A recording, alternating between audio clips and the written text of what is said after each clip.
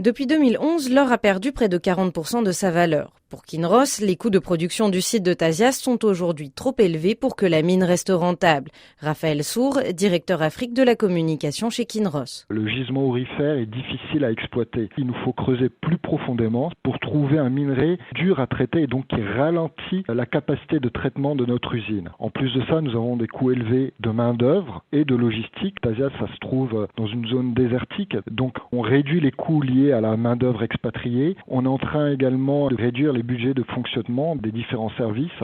Et puis également, on cherche à réduire le nombre et la taille des contrats de nos sous-traitants. D'ailleurs, l'objectif est de faire davantage d'économies sur les coûts des sous-traitants que ceux réalisés avec les licenciements. Une explication dure à avaler pour les travailleurs de Tasiast qui estiment que la production du site reste bonne.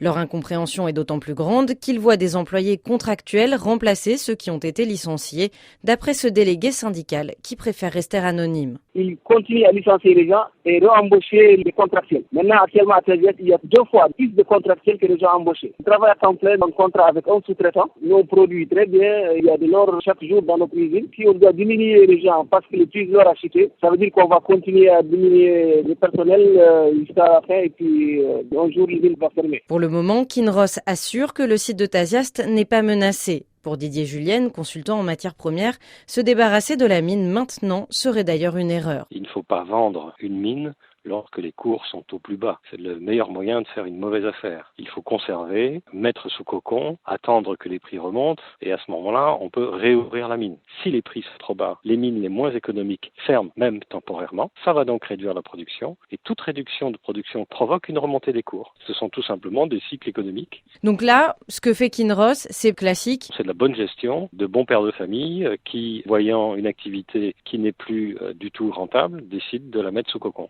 À brève échéance, ce sont les employés du site qui payent le prix de cette stratégie. Depuis 2013, Tasiast et ses sous-traitants ont licencié près de 2500 personnes.